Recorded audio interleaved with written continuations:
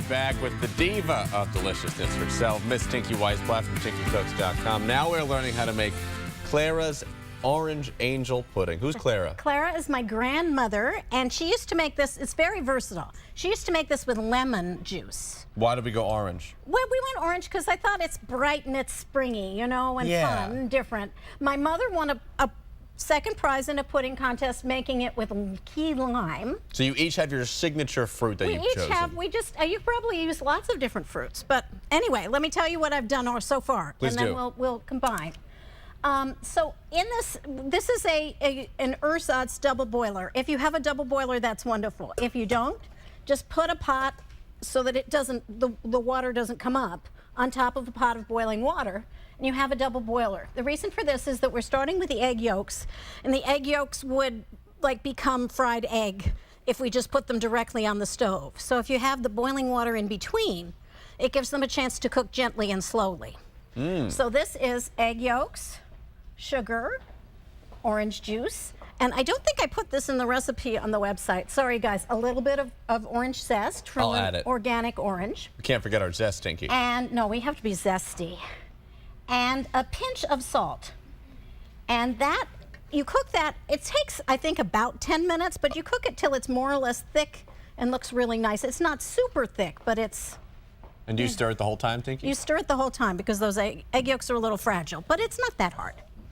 Then you take, here Danny has dissolved an envelope of gelatin and a little water, and we're going to add that to this.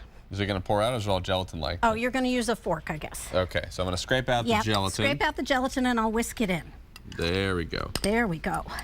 Now, why do we want gelatin here? The gelatin, so if the last thing we made was a semi-souffle, this is a semi-mousse. And the cheat is the gelatin, and that makes everything hold together really well. Is there not usually gelatin in mousse? There is not. Mousse relies on eggs to do its whole thing, but it's fragile. So this is a lot less fragile. Okay, so there's that. Now, you set that aside. I have whipped up some egg whites. I'll just do one more last whip. And this is, again, the peaking of the egg white. Yes, you make it rise. Egg whites, yep. Nice, not too stiff. The trick with egg whites is you want stiff peaks, but you don't want them to dry out. You want them still glossy and delicious. I have a lot of trouble with this mixer. Need some help? I would love it. What can I do to help you? You try to see if you can undo the top. If not, we'll just move on. This is now turned into tool time. This is Tinky and Dan trying to figure out a mixer. I'm not really sure. Don't worry about it. Press this button? You have to move that. Yeah, the button is supposed to go to. Okay, let's forget about it. We'll just take the rest. No, this is good live television. We'll just take the rest of it. Okay. Okay. Then we're going to fold that in to our, pardon me, our custard. So again, this is what Lauren was doing earlier. I'm just going to dump it all in. Oh, look at that. It looks so much like whipped cream, like you were saying before. Well, we're going to have some whipped cream in a minute. Oh, perfect. Best of both worlds. Whipped cream is coming. Okay, that's good enough. And then we just fold that in. Now, what I have done over there previously, I took a half regular size angel food cake or a small angel food cake. It can be homemade, but if you're lazy, and I was lazy, I admit it, you buy it in the store because the main flavor here is going to be the orange. So if it's not the most wonderful angel food cake you ever saw, that's fine. Because you put it in the pudding, it soaks into it, they become friends. It's kind of somewhere between a trifle and a mousse. Those are like two of my favorite things, Tinky. So basically, what we're going to do is, and I'm going to try and see if I can get this a little faster without losing all my egg whites. So we layer. So I put a layer of this stuff. This is a springform pan. If you have a trifle pan, that's even easier.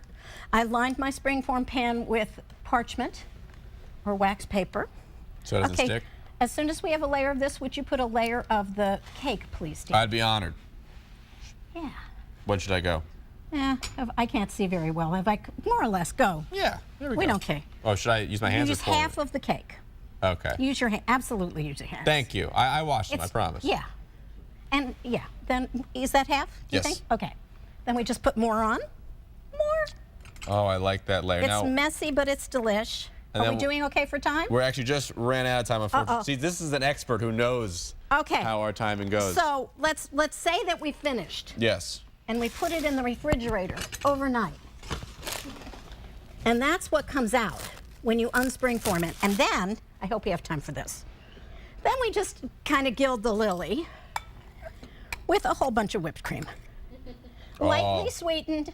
I put vanilla in this. If you happen to have something like Grand Marnier or Cointreau, an orange flavored liqueur. As you do. That would be perfect. I could not find it this morning. And there you go. So. Tinky, always great to have you. Thank you so much. Great One more thing you wanted to say? I'm sorry.